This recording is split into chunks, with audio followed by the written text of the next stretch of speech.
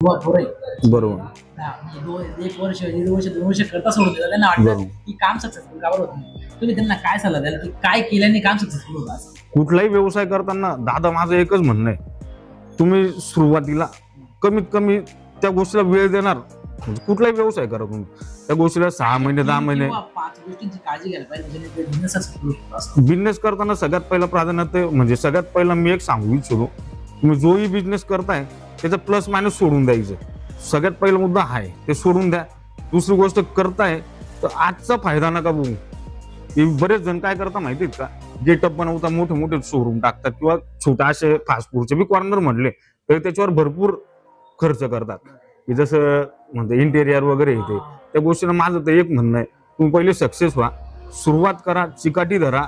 Success झाल्यानंतर तुम्ही पैसा होता. छोट्यावरून सुरुवात करा. हा, छोट्यावरनं तुम्ही पहिले ट्राय करा. ट्राय करा. ट्राय करताना पण तुमच्या मनात पाहिजे की नाही हा बिझनेस मी करतोय किंवा धंदा करतोय तर याला मी 6 महिने 1 वर्ष देऊ शकतो.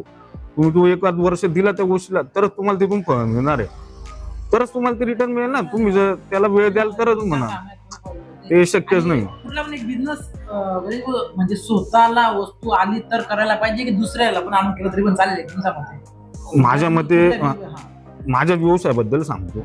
हॉटेल व्यवसायाचा असा प्रकार आहे दादा, एक तर सगळ्यात पहिला मुद्दा, तुम्ही 10 गोष्टी करतायत का किंवा विकतायत ना, त्याच्यात तुम्हाला कमीत कमी 2-3 गोष्टी तरी यायला पाहिजे. 10 गोष्टी जेव्हा तुम्ही विकतायत ना त्याच्यात 2-3 गोष्टी तरी यायला पाहिजे. समजा उद्या उठून काही कारणाने आपले जे जवळीक असतात किंवा जे साथीदार आहेत, जोडीदार आहेत, त्यांना काही अडचणी आली, कधी काही गोष्टी घडतात, ते जर सोडून गेले. आपण जो बिझनेस उभा करतोय आज एवढी मेहनत घेणार आहे, 2-4 वर्ष चालवणार आहे, जेव्हा असे काही कारणानिमित्त काही गडबड झाली तर ते जो 2-3 गोष्टी येत आहेत ना त्या तरी आपण विकू, हे महत्वाचं आहे. तुम्ही काही पण धंदा करा त्याच्यात तुम्हाला 30-40% तरी स्वतःला ज्ञान पाहिजे. कमीत कमी 60-70 राहिलं तर आनंदच आहे. म्हणजे आपण दुसऱ्याच्या भरोशावर नाही पाहिजे. आणि जे सोबते आहेत त्यांना टिकवून ठेवणं आणि त्यांना सांभाळणं हे पण महत्वाचं आहे.